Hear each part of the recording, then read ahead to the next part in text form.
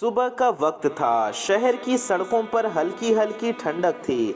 अस्पताल के बाहर मरीजों और उनके परिजनों की भीड़ लगी हुई थी। भीड़ के कोने में जमीन पर बैठी एक बूढ़ी औरत नजर आ रही थी। उसके हाथ में टूटी हुई लोहे की कटोरी थी और आंखों में एक ऐसा दर्द जिसे शब्दों में बयान करना मुश्किल था। उसका नाम सावित्री था। उम्र करीब 65 साल, बाल सफ़ेद, चेहरे पर झुर्रियों की गहरी लकीरें और बदन पर एक पुरानी फटी हुई साड़ी। राह चलते लोग उसे देखते भी नहीं थे। कुछ बच्चे पास से गुजरते हुए हंसते और मजाक उड़ाते, लेकिन सावित्री चुपचाप कटोरी आगे बढ़ाती और धीमी आवाज़ में कहती, बेटा, दवा के लिए थोड़े पैसे दे दो।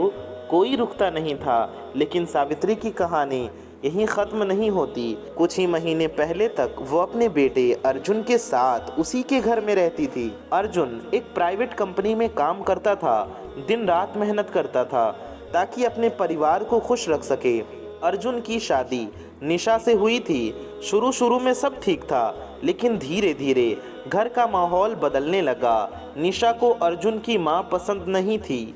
उसे लगता था कि सास घर में सिर्फ बोझ है। धीरे धीरे वो सावित्री के साथ बुरा बर्ताव करने लगी। सुबह उठते ही निशा कहती, अम्मा जल्दी उठो, बर्तन धो दो, झाड़ू लगा दो और फिर खाना भी बना दो। अब सावित्री थक जाती तो निशा ताने मारती, इतनी सी उम्र नहीं झेली जाती तुमसे, खाती रहो सोती रहो, काम कौन करेगा। अर्जुन को इन बातों की भनक तक नहीं थी। वह सुबह ऑफिस जाता और देर रात तक लौटता। निशा बहुत चालाक थी। वो अर्जुन के सामने हमेशा अपनी माँ समान औरत बनने की एक्टिंग करती। धीरे धीरे हालात और बिगड़ने लगे। निशा ने सावित्री को खाना भी कम देने लगी। कभी कभी पूरा दिन पानी पीकर ही काटना पड़ता। दवाई की ज़रूरत होती, लेकिन निशा कह देती, पैसे की बर्बादी मत करो, जियो या मरो मुझे क्या।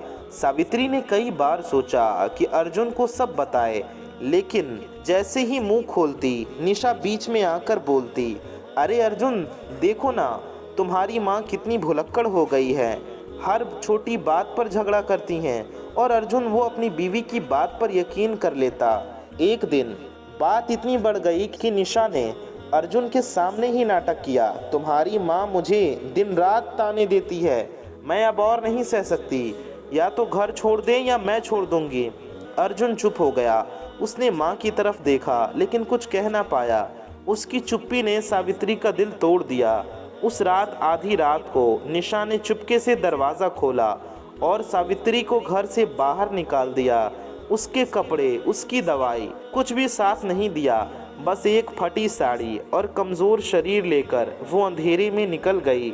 सुबह अर्जुन ने माँ को घर में न देखा तो पूछा, निशा, माँ कहाँ है। निशा ने झूठ बोल दिया, पता नहीं, रात में अपने आप कहीं चली गई, शायद गुस्से में घर छोड़कर भाग गई होंगी। अर्जुन का दिल बैठ गया, लेकिन उसने सोचा माँ नाराज़ होंगी, कुछ दिनों में लौट आएंगी। उसे ज़रा भी अंदाज़ा नहीं था कि उसकी माँ अब अस्पताल के बाहर सड़कों पर बैठकर भूखी प्यासी भीख मांगने पर मजबूर हो चुकी है। अस्पताल के बाहर बैठी सावित्री के दिन एक जैसे गुजर रहे थे। सुबह सूरज निकलते ही भीड़ जमा हो जाती और रात को जब सन्नाटा छा जाता, वो उसी अस्पताल की सीढ़ियों पर लेट जाती। बदन पर पुरानी साड़ी, पैरों में चप्पल तक नहीं। कभी कभी कोई मरीज का परिजन दया करके तरस खा के एक दो रोटी दे जाता, वरना भूखे पेट सोना पड़ता। उसके दिल में एक ही सवाल गूंजता, क्या सच में मेरा अर्जुन मुझसे इतना दूर हो गया है? क्या उसे पता भी नहीं कि उसकी माँ कहाँ है? इधर घर में अर्जुन की जिंदगी सामान्य चल रही थी। दफ्तर से थका हारा लौटता तो निशा मुस्कुराकर उसके सामने चाय रख देती। देखो, मैं तुम्हारी कितनी फिक्र करती हूँ। तुम्हारी माँ तो बस हर वक्त झगड़ा करती थी। अर्जुन माँ की तलाश करने का सोचता तो निशा बहाना बना देती, अरे अर्जुन, अगर वो नाराज होकर चली गई हैं तो क्या करें, खुद लौट कर आ जाएंगी, शायद अपने मायके चली गई हों। अर्जुन को शक तो होता, लेकिन निशा की बातों पर भरोसा कर लेता। दूसरी तरफ सावित्री की हालत बद से बदतर होती जा रही थी। एक दिन बहुत तेज बारिश हुई। भीगती हुई बूढ़ी औरत अस्पताल की छत के नीचे बैठ गई। ठंडी हवा में कांपते हुए उसने अपने दोनों हाथों को सीने पर रखा और आंसू छलक पड़े। उस वक्त उसने सोचा, शायद अब मेरा आखिरी वक्त करीब है। काश अर्जुन एक बार मुझे ढूंढने आता, मेरी आंखें उसे आखिरी बार देख लेती। लेकिन हालात और भी निर्दयी थे। एक शाम अस्पताल के गेट से गुजरते हुए अर्जुन की कंपनी का एक सहकर्मी वहां से निकला। उसने दूर से देखा कि भीड़ में एक बूढ़ी औरत भीख मांग रही है। चेहरे पर झुर्रियां, बदन गीला, हाथ कांपते हुए फैले हुए। उसे लगा ये चेहरा कहीं देखा है, लेकिन भीड़ में खोकर वो आगे बढ़ गया। उसे अंदाजा नहीं था कि वो उसके ही सहकर्मी अर्जुन की मां सावित्री थी। उसी रात निशा ने अर्जुन से कहा, देखो अब मां का कोई पता नहीं चल रहा। मुझे तो लगता है वो अब जिंदा भी नहीं होंगी। तुम क्यों परेशान होते हो? इंसान को जिंदगी में आगे बढ़ना चाहिए। अर्जुन खामोश होकर छत की तरफ देखता रहा। उसे भीतर से बेचैनी तो होती थी, लेकिन निशा की मीठी मीठी बातों में वो खुद को समझा लेता। मगर सावित्री के लिए हर रात तड़प भरी थी। वो अक्सर अस्पताल में आने वाले छोटे बच्चों को देखती और उनके सिर पर हाथ फेर देती। कभी कभी किसी बच्चे की आंखों में उसे अर्जुन की झलक मिल जाती। वो फूंट फूंट कर रो देती, लेकिन आंसू पोंछ कर फिर कटोरी हाथ में थाम लेती। बेटा, दवा के लिए थोड़ा दे दो। लोग आते जाते रहते, पर किसी को उसकी तन्हाई और दर्द की गहराई नजर नहीं आती। दिन गुजरते जा रहे थे। अस्पताल के बाहर बैठी सावित्री की हालत और भी कमजोर होती जा रही थी। कभी किसी से एक रोटी मिल जाती, कभी खाली पेट सोना पड़ता। उसके पैरों में सूजन आ गई थी और खांसी ने जैसे उसका पीछा ही नहीं छोड़ा। हर बार जब वो आंखें बंद करती तो उसे अर्जुन का चेहरा याद आता। पता नहीं मेरा बेटा कैसा होगा, क्या उसे मेरी याद आती होगी? इधर अर्जुन की जिंदगी धीरे धीरे बदल रही थी। माँ की गैर मौजूदगी को उसने मजबूरी मानकर खुद को काम में झोंक दिया था, लेकिन कहीं ना कहीं उसके दिल में कसक बाकी थी। एक दिन ऑफिस से लौटते वक्त उसने अचानक सड़क किनारे बैठी एक बूढ़ी औरत को देखा। औरत के हाथ कांप रहे थे, आंखें धंसी हुई और कटोरी आगे फैली हुई। अर्जुन की गाड़ी पास से गुजरी। उसने बस एक पल के लिए उसे देखा और दिल कांप उठा। चेहरा धुंधला सही, लेकिन उसे अपनी माँ की याद दिला गया। अर्जुन ने मन ही मन सोचा, नहीं, माँ ऐसी हालत में कैसे हो सकती है? शायद मैं ज़्यादा सोच रहा हूँ। घर लौटकर उसने निशा से कहा, निशा, कभी कभी मुझे लगता है माँ मुझसे नाराज़ होकर कहीं अकेली रह रही होंगी। हमें उन्हें ढूंढना चाहिए। निशा झट से जवाब देती, वो अगर खुद गई हैं तो वापस आना भी उन्हीं की जिम्मेदारी है, और फिर अगर वो लौटना चाहेंगी तो अब तक लौट आई होती। तुम यूं बेकार परेशान मत हो।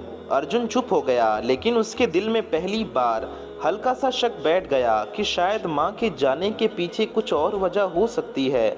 उधर सावित्री की हालत दिन ब दिन बिगड़ रही थी। एक रात बहुत तेज बुखार चढ़ गया। ठंडी फर्श पर कांपती हुई उसने आसमान की तरफ देखा और फिर आंखें बंद करके बुदबुदाई, ऐ अर्जुन, काश तू एक बार मुझे देख लेता, बस एक बार। उसकी आंखें नम थीं, मगर किसी को उसकी परवाह नहीं थी। अगले दिन अस्पताल के गेट पर वही सहकर्मी, अर्जुन का वही दोस्त जिसने पहले सावित्री को देखा था, फिर वहां से गुजरा। इस बार उसने गौर से देखा और चौंक गया। अरे ये तो अर्जुन की माँ जैसी लग रही हैं। वो रुक गया, लेकिन तभी फ़ोन बज उठा और ऑफिस की जल्दी में वो चल गया। उसने सोचा, शायद मैं गलत देख रहा हूँ। दूसरी तरफ अर्जुन का दिल अब बेचैन होने लगा था। माँ की पुरानी तस्वीरें देखते हुए वो उसे बार बार वही सड़क किनारे बैठी बूढ़ी औरत याद आ रही थी। उसने धीरे से खुद से कहा, नहीं, अगर वो सच में माँ थी तो मैंने क्यों रोक कर देखा नहीं। उस रात अर्जुन ने करवटें बदलते हुए पूरी रात नींद में बिताई। पहली बार उसने महसूस किया कि शायद उसने अपनी माँ के साथ बहुत गलत किया है। सुबह का वक्त था। अर्जुन ऑफिस जाने के लिए तैयार हो रहा था, लेकिन उसका मन बेचैन था। रात भर करवटें बदलने के बाद भी उसे चैन नहीं मिला। आंखों के सामने बार बार वही सड़क किनारे बैठी बूढ़ी औरत का चेहरा झूम रहा था। उसने अलमारी खोली और माँ सावित्री की पुरानी तस्वीर उठाकर देर तक देखता रहा। तस्वीर में माँ मुस्कुरा रही थी, लेकिन अब उसकी आंखों में बस वही भीख मांगती बूढ़ी औरत की उदासी गूंज रही थी। अर्जुन ने मन ही मन कहा, नहीं, मुझे ढूंढना ही होगा, चाहे जितना वक्त लगे, माँ को ढूंढ कर लाना ही होगा। तब उसने ये बात निशा को बताई तो वो झट से गुस्से में बोली, अर्जुन, तुम्हें मेरी कदर ही नहीं है। दिन रात तुम्हारी माँ की बातें करते रहते हो। उन्होंने अगर हमें छोड़ दिया तो इसमें हमारी क्या गलती? तुम्हें मेरे साथ रहना है या फिर उस औरत को ढूंढना है जो तुम्हें छोड़कर चली गई। अर्जुन चुप हो गया। उसने पहली बार महसूस किया कि निशा की बातें अजीब हैं। इधर अस्पताल के बाहर सावित्री के दिन और भी कठिन होते जा रहे थे। बुखार की वजह से उसका शरीर कमज़ोर हो चुका था। चलते फिरते अब वो कांपती थी। एक दिन सड़क पर गिर पड़ी। आसपास के लोग ठहर कर देखने लगे, लेकिन किसी ने मदद नहीं की। बस एक छोटा बच्चा जिसकी माँ दवा लेने आई थी उसके पास आया और बोला, दादी, पानी पियोगी? बच्चे ने अपनी बोतल से पानी पिलाया। सावित्री की आंखों में आंसू आ गए। उसने कांपते हुए हाथ से बच्चे का सिर सहलाया और कहा, बेटा खुश रहो।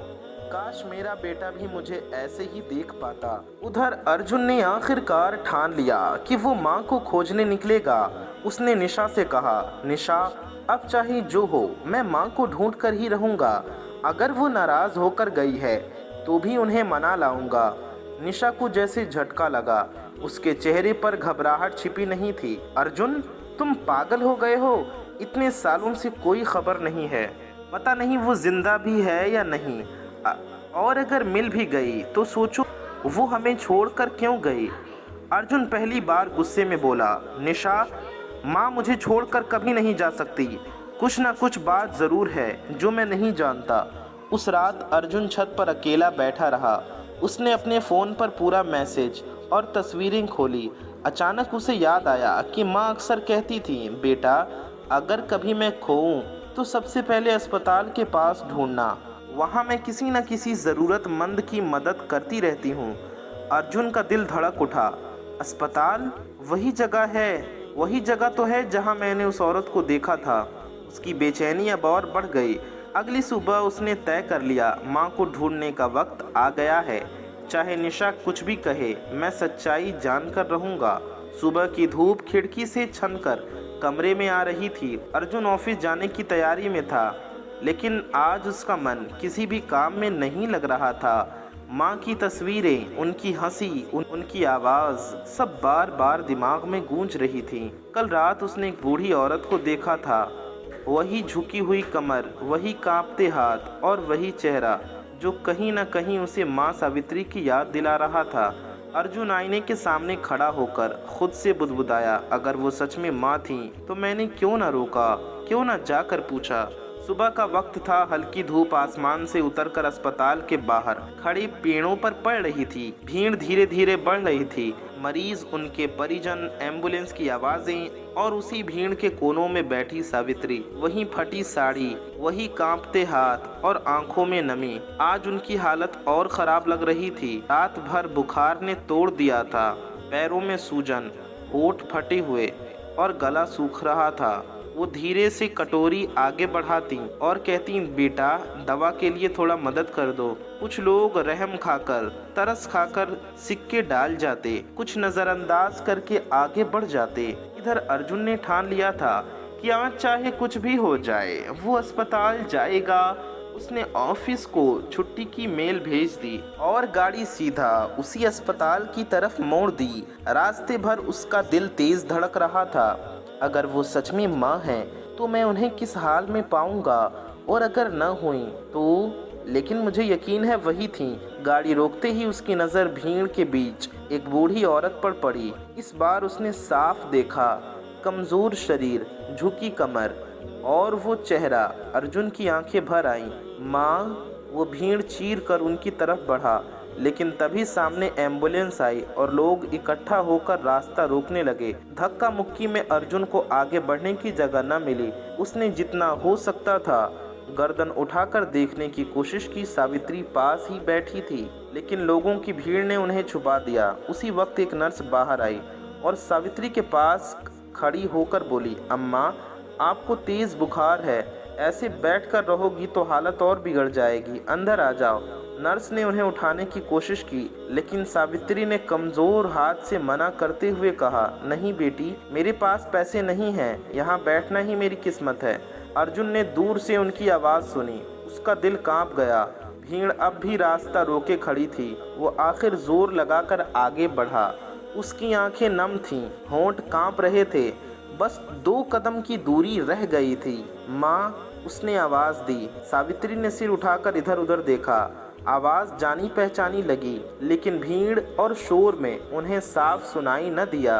अर्जुन ने भीड़ हटाने के लिए धक्का देना शुरू किया, लेकिन तभी अचानक किसी ने उसके कंधे पर हाथ रखा।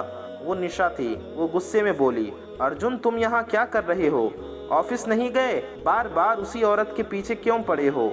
मैं तुम्हें साफ कह रही हूँ, अगर तुमने ये पागलपन नहीं छोड़ा तो मैं ये घर छोड़ दूंगी। अर्जुन कुछ पल के लिए ठिठक गया। उसका दिल माँ तक पहुँचना चाहता था, लेकिन कानों में निशा की धमकी गूंज रही थी। उसकी आंखें माँ पर टिक गईं। वो भीड़ के उस पार बैठी थी, बेहद कमज़ोर, बेहद तन्हा। अर्जुन का दिल 2 हिस्सों में बटा हुआ था। एक तरफ भीड़ के उस पार बैठी उसकी माँ थी, जो कांपते हाथों से कटोरी पकड़े हर आने जाने वाले को देख रही थी। दूसरी तरफ निशा थी, जो आंखों में गुस्सा और चेहरे पर धमकी लिए खड़ी थी। अर्जुन ने गहरी सांस ली और ठान लिया, अब चाहे जो हो जाए, मैं माँ को छोड़कर नहीं जाऊंगा। उसने बिना जवाब दिए भीड़ को धक्का देकर पार किया। निशा पीछे से आवाज़ देती रही, अर्जुन अगर तुम वहाँ गए तो मुझसे कभी उम्मीद मत रखना। लेकिन अर्जुन अब किसी की सुनने की हालत में नहीं था। भीड़ चीरते हुए जैसे ही वो पास पहुंचा, उसकी आंखों में आंसू भर आए। सामने जमीन पर बैठी टूटी फूटी हालत में उसकी माँ सावित्री थी। अर्जुन ने कांपते हुए कहा, माँ। सावित्री ने सिर उठाया। धुंधली आंखों से उन्होंने सामने खड़े शख्स को देखा। पल भर के लिए उन्हें यकीन ही नहीं हुआ, फिर होंठ कांपे। अर्जुन। अर्जुन जमीन पर बैठ गया और माँ के हाथ पकड़ लिए। माँ, ये क्या हाल बना रखा है आपने? आप यहाँ कैसे? किसने आपको इस हाल में छोड़ दिया? सावित्री के आंसू बह निकले। वो रोते हुई बोली, बेटा, मुझे लगा अब कभी तुझे देख नहीं पाऊंगी। अर्जुन ने उनका सिर अपनी गोद में रख लिया। माँ, मैं यहाँ हूँ, अब आपको कुछ नहीं होने दूंगा। आसपास खड़े लोग ये नज़ारा देखकर ठिठक गए। कई लोग फुसफुसाने लगे, अरे ये तो उसका बेटा है। इतने सालों से बूढ़ी औरत अकेली यहाँ बैठी थी। उधर निशा दूर खड़ी सब देख रही थी। उसका चेहरा उतर चुका था। उसने सोचा, अगर अर्जुन को सब पता चल गया कि मैंने ही माँ को घर से निकाला था तो सब खत्म हो जाएगा। वो गुस्से और डर से कांप रही थी। अर्जुन ने माँ को उठाने की कोशिश की। आप मेरे साथ चलो, मैं आपको घर ले जाऊंगा। लेकिन सावित्री ने धीमी आवाज़ में सिर हिलाया, नहीं बेटा, घर वहाँ जहाँ मुझे सिर्फ ताने मिले, जहाँ मुझे दवा तक नहीं मिली, जहाँ मुझे रोटी भी तरसा कर दी जाती थी। अर्जुन का दिल दहल गया। उसने माँ का चेहरा थामा। क्या माँ, आप ये क्या कह रही हो? किसने किया आपके साथ ऐसा? सावित्री ने कांपती हुए होंठ खोले, लेकिन आवाज़ भर्रा गई, बेटा, तेरी पत्नी निशा। बस इतना कहकर वो बेहोश हो गई। अर्जुन के कानों में जैसे बम फट गया। उसकी आंखें सुन्न हो गईं। उसने माँ को गोद में उठाया और चिल्लाया, कोई डॉक्टर, जल्दी देखो मेरी माँ को। लोग दौड़कर मदद करने आए। पीछे खड़ी निशा के पैर कांप गए। अब सब खत्म। अर्जुन को सब पता चल जाएगा। अस्पताल की आपातकालीन वार्ड का दरवाज़ा धक्का देकर खोला गया। अर्जुन ने कांपते हाथों से माँ सावित्री को गोद में उठाकर इमरजेंसी वार्ड के अंदर पहुंचाया। डॉक्टर, जल्दी देखिए, मेरी माँ बेहोश हो गई हैं। डॉक्टर और नर्स दौड़कर आए। उन्होंने तुरंत स्ट्रेचर लाकर सावित्री को लिटाया। नर्स ने ऑक्सीजन लगाया। डॉक्टर ने नाड़ी देखी। इनकी हालत बहुत नाजुक है, बहुत कमज़ोरी और बुखार है, तुरंत इलाज शुरू करना होगा। अर्जुन बेचैन होकर दरवाजे के पास खड़ा था। उसकी आंखों से आंसू थमने का नाम नहीं ले रहे थे। इधर बाहर कॉरिडोर में निशा खड़ी थी। उसके चेहरे पर घबराहट साफ थी। अगर माँ ने सब कुछ बता दिया तो, अगर अर्जुन ने सच जान लिया तो मेरा खेल खत्म। उसने खुद को संभालते हुए अर्जुन के पास जाकर बनावटी चिंता जताई। अरे अर्जुन, ये तो बहुत बुरा हुआ। देखो, मैंने तो कहा था शायद तुम्हारी माँ अब जिंदा नहीं होंगी, लेकिन लगता है इन्हें किसी ने छोड़ दिया है। अर्जुन ने लाल आंखों से उसकी तरफ देखा। निशा, माँ ने मुझे बेहोश होने से पहले सब बता दिया था कि घर में उनके साथ किसने क्या किया। निशा के चेहरे से रंग उड़ गया। अंदर से डॉक्टर बाहर निकले। मरीज की हालत अभी भी गंभीर है, लेकिन उम्मीद है संभल जाएंगी। इन्हें काफ़ी दिनों से खाना और दवा सही तरीके से नहीं मिली है, लगता है लापरवाही हुई है। अर्जुन ने डॉक्टर की तरफ देखा और उसकी आंखें भर आई। डॉक्टर, मेरी ही गलती है, मैं माँ को समय नहीं दे पाया। कुछ देर बाद सावित्री ने धीरे धीरे आंखें खोली। कमज़ोर आवाज़ में उन्होंने सबसे पहला नाम लिया, अर्जुन। अर्जुन तुरंत उनके पास बैठ गया। वो बोला, माँ मैं यहीं हूँ, अब आपको कुछ नहीं होगा। सावित्री ने आंसू भरी आंखों से बेटे का हाथ थामा। बेटा, मैंने तुझसे कभी कुछ नहीं छिपाया, लेकिन तेरी पत्नी ने मुझे इतना सताया कि मैं सह न सकी। भूखा रखा, दवा नहीं दी और फिर आधी रात को घर से निकाल दिया। कमरे में सन्नाटा छा गया। अर्जुन का खून खौल उठा। उसने पीछे मुड़कर निशा की तरफ देखा। ये सच है निशा, तुमने ही माँ को घर से निकाला? निशा घबराकर हकलाने लगी। नहीं अर्जुन, माँ झूठ बोल रही हैं। वो तो खुद ही चली गई थी। लेकिन अर्जुन अब भोला नहीं रहा। बस अब और झूठ नहीं। माँ जैसी हालत में है, उसमें झूठ बोलने का सवाल ही नहीं उठता।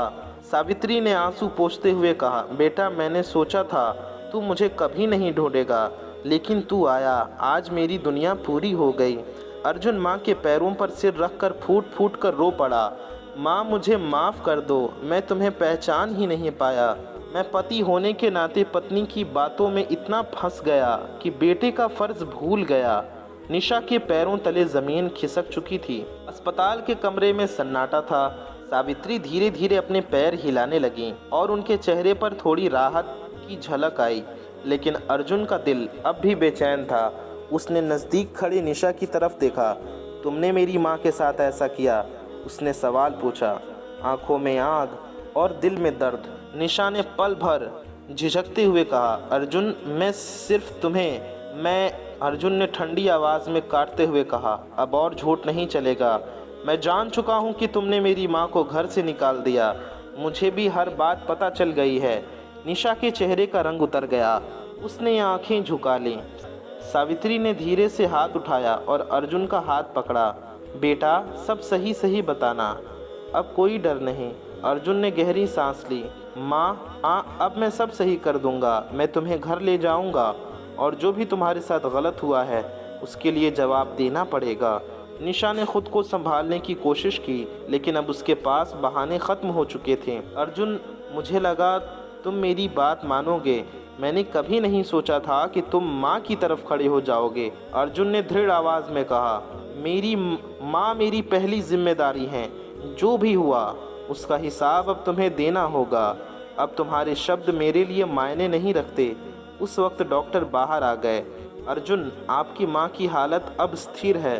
उन्हें अब कुछ दिन रिहैबिलिटेशन की ज़रूरत होगी, लेकिन आप चाहें तो उन्हें सुरक्षित घर ले जा सकते हैं। अर्जुन ने माँ का हाथ थामा। माँ, हम घर जा रहे हैं, अब आप सुरक्षित हैं। सावित्री ने आंसू भरी आंखों से बेटे की ओर देखा। बेटा, तेरी ही वजह से मैं ज़िंदा हूँ, तेरी ही वजह से मुझे उम्मीद मिली। निशा अब पूरी तरह बेबस थी। कमरे की हवा में उसके डर और शर्म का मिश्रण साफ महसूस हो रहा था। अर्जुन ने ठान लिया था, अब यह औरत मेरे जीवन का हिस्सा नहीं होगी। माँ पहले हैं, माँ ही सब कुछ है। माँ, सावित्री की सुरक्षा और उनका भरोसा अब अर्जुन के लिए सबसे बड़ा सच था। कमरे में दरवाजे के पास खड़े लोग भी चुपचाप सब देख रहे थे। किसी को यकीन नहीं हो रहा था कि इतनी चालाक औरत की असलियत इतनी आसानी से सामने आ जाएगी। अर्जुन ने गहरी सांस ली और माँ की तरफ झुकते हुए कहा, अब सब ठीक हो जाएगा माँ, मैं कभी आपको अकेला नहीं छोड़ूंगा। सावित्री ने बेटे की पीठ थपथपाई। बेटा, अब हम साथ हैं, बस साथ। अस्पताल के कमरे में सावित्री की हालत अब स्थिर थी। बुखार कम हो चुका था, लेकिन कमजोरी अभी भी शरीर पर हावी थी। अर्जुन ने डॉक्टर की सलाह मानते हुए तय किया कि माँ को घर ले जाया जाएगा। माँ, आज हम घर लौटेंगे, अब आप सुरक्षित हैं। सावित्री ने हल्की मुस्कान के साथ सिर हिलाया। बेटा, तेरे बिना मैं टिक नहीं पाती। गाड़ी में सावित्री के हाथ में अर्जुन का हाथ था। सड़क की हल्की धूप में उनके चेहरे पर पहली बार राहत और सुकून झलक रहा था। अर्जुन ने मन ही मन ठान लिया कि अब कोई भी उन्हें दुख नहीं पहुंचाएगा। अब घर में सिर्फ माँ की खुशी होगी। अब कोई निशा जैसी नहीं होगी जो तुम्हें सताए। घर पहुंचते ही अर्जुन ने निशा को साफ कर दिया, तुम अब इस घर का हिस्सा नहीं हो। तुम्हारी झूठ और सताने की बातें अब सहन नहीं, तुम यहाँ नहीं रह सकती। निशा घबराई, लेकिन अर्जुन की आंखों में दृढ़ता देखकर कुछ भी न कह सकी। तुम यहाँ से जाओ, जितना दर्द माँ ने झेला उसका हिसाब तुम चुकाओ। सावित्री के कमरे में धीरे धीरे वातावरण बदलने लगा। अर्जुन ने उनका बिस्तर तैयार किया, पौष्टिक खाना दिया और दवा की देखभाल शुरू की। माँ अब आप आराम करो, मैं सब संभाल लूँगा। सावित्री ने बेटे की पीठ थपथपाई और हंसते हुए कहा, बेटा अब मुझे पहली बार लगता है कि मैं घर में सुरक्षित हूँ। कुछ दिनों बाद माँ की हालत धीरे धीरे सुधरने लगी। वो धीरे धीरे चलने लगी, खाना खाने लगी और अर्जुन के साथ समय बिताने लगी। बेटा मैं अब पहले जैसी कमज़ोर नहीं हूँ, तेरे प्यार और देखभाल से मुझे ताकत मिली है। अर्जुन ने मुस्कुराते हुए कहा, माँ अब कभी भी आपको अकेला नहीं छोड़ूंगा। आपका दर्द अब मेरा दर्द है। निशा पूरी तरह से घर से बाहर हो चुकी थी। उसका चेहरा हमेशा के लिए अर्जुन की ज़िंदगी से मिट गया। अर्जुन ने सीखा कि माँ की सुरक्षा, माँ का सम्मान, माँ का भरोसा, माँ की सेवा और माँ का विश्वास ही ज़िंदगी का सबसे बड़ा सच है। सावित्री अब फिर से अपने बेटे के साथ खुशहाल थी। उनका अकेलापन, उनका दर्द अब धीरे धीरे पीछे रह गया। आखिर में अर्जुन ने माँ के हाथ थामकर एक बार खुद से वादा किया, अब कोई भी तुम्हें दुख नहीं देगा, हमेशा मैं तेरी रक्षा करूँगा। और सावित्री ने हल्की मुस्कान के साथ कहा, बेटा तेरी वजह से ही मैं ज़िंदा हूँ। अब सिर्फ तेरे साथ, अब सिर्फ साथ हैं, बस साथ। कई हफ्तों बाद सावित्री अब पूरी तरह स्वस्थ हो चुकी थीं। उनके चेहरे पर पहले जैसी झुर्रियाँ और थकान तो थीं, लेकिन आंखों में अब चमक और चेहरे पर मुस्कान थी। अर्जुन हर सुबह उन्हें उठाता, खाना खिलाता, दवा देता और उनके साथ समय बिताता। अब माँ और बेटे का रिश्ता पहले से भी मजबूत हो चुका था। अब मैं खुद को पहले से ज़्यादा ताकतवर महसूस कर रही हूँ।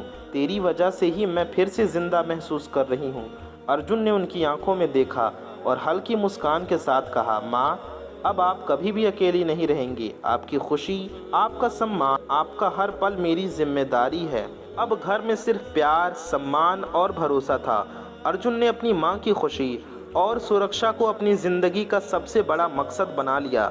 और सावित्री जो कभी सड़क पर भीख मांगती मिली थी, अब घर में अपने बेटे के साथ पूरी तरह सुरक्षित और प्यार में घिरी थी। दोस्तों ये प्यारी सी कहानी, दोस्तों ये दर्द भरी कहानी, दोस्तों ये माँ बेटे के रिश्ते की कहानी आपको कैसी लगी हमें कमेंट में ज़रूर बताइएगा। ये कहानी यहीं ख़त्म होती है एक बेटे और माँ के अटूट बंधन, प्यार और विश्वास के साथ।